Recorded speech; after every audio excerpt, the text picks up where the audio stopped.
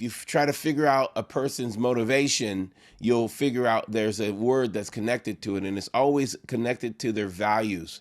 Their values. If I'm a risk taker and I value risk, my motivation is going to be different than someone who values safety. So if my client is inclined to safety, then my motivation, the way I motivate them, is going to be associated to their values and whether or not I can move and influence those values one way or another. Like, I'm a risk taker. My wife is not as much of a risk taker as I am. We have the same values in certain levels. So we value justice. We make a strong connection in the value of justice. Certain values, buttons that we connect with. That's what attracts us to each other. So the more you understand my value system, the more you understand my motivations. And if you understand a person's motivations or value system, then you know how to motivate them. You know how to move them forward. If a person comes and they don't value risk, and you talk to them about how this is going to be such a great, we're going to jump off the cliff, we're going to pull the string, and they're like, the whole time they're getting confronted by their values. So their motivator is going, I don't want to be here. I've got to go away. And they may have a desire to be more adventurous, but we've got to deal with that value system that we say, okay, you don't like risk, which means you appreciate safety. So we're going to spend a little bit more time talking about how come this is so safe. And we're going to give you the confidence that there's safety in it. On one side, there's of motivation, there is values. On the other side of motivation, there's movement. Every motives are going to get me to move. The important thing is getting a person to move is going to be associated to their motives, but they don't move if they don't have the same values. That when you're approaching a project and you're approaching the project that's either serving people or working with people, dealing with people anyway, you're going to have to figure out what's going on with their motivation. And where do they get their value system from?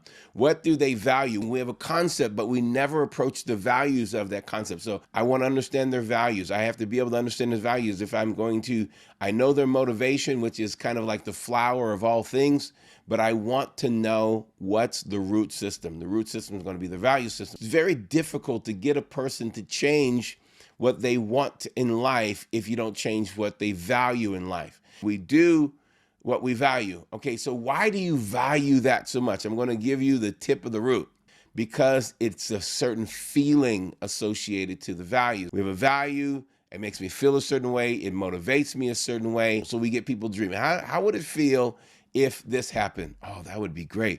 When you ask a question, your brain has to respond in the answer. The moment I ask you a question, how many of you want to write books? Then immediately your mind goes, no way, or yes, that'd be great, or I have something to say, I want to tell my story. Your mind responds, even though it doesn't come out of you, your mind responds, because the moment you ask someone a question, their brain has a feeling associated to it. That feeling and their values come to the surface, right? But I want to look at Acts chapter 2 for a moment. Verse 5 says this, and now there were dwelling in Jerusalem God-fearing Jews from every nation under heaven. And when the sound rang out, the crowd came together in bewilderment, because each one heard them speaking their own language. From heaven, something is happening. It's completely heavenly. And yet they are still listening with their own ears, with their own ideologies, with their own values. You're speaking about an idea, but you're speaking to their values. A person's hearing with their values. And when you understand a person's value, when you understand the crowd that you're speaking to, what they value, when you can get that, when you can figure that out, you will have a better opportunity in motivating them. Collecting information, fact-finding, so that we can speak properly to their value system and get them to hear what they need to hear, not only what they want to hear. The languages were multiple languages, but they each heard them speaking their own language. So what we have to do is learn to speak the language of the crowd that we're communicating to. When God wanted to bring something new into the earth, he had to speak to each one of the people in the crowd according to whatever their value systems were. And they were bewildered because they're like, I can understand what I didn't understand before. Those are aha moments. You want people to go, I didn't see this before. How come I didn't see this before? I didn't get this before. How come I never knew this? How come this is coming to me now? I wish I would have had this 13 years ago. You want those moments, because when you have those moments, you are empowering them to be able to move forward. They were not only bewildered, because these are emotions that people that you're talking to go through when you're telling them new information. Astonished and amazed. They're like, this is amazing. This is astonishing. This is mind-blowing. First question is it too amazing that I can't relate to it? So if we look and they ask, are not all these men who are speaking Galileans? How am I able to relate to something like this? Because this seems over my head. The next question is, how is this possible? They will go amazed and they'll go, I don't know. They'll question, they'll doubt. I should not be understanding the Medes over there. And now you are questioning why you are there, why you understand, and then what it means. This is when you become perplexed. When you become perplexed and confused, you start to ask this question: what does this mean? And the Bible's so brilliant, because every time something goes right or wrong in a person's life, we set a meaning to it. What does this mean that I keep stubbing my toe or I keep dropping things? You know what your brain's going to tell you? Clumsy. Because you've heard it before. Someone said, oh, you're so clumsy or this. And so you start to dial that meaning in. What does this mean to you? That meaning. I actually had to overcome a meaning that I gave to myself when I was young. I was young. My family members and my teacher said I was stupid. You know, every time I do something, I drop something or I hit my knee, or it's like, Tracey, you're so stupid, right? And then I started to put that meaning on it. That meaning dialed me into a potential.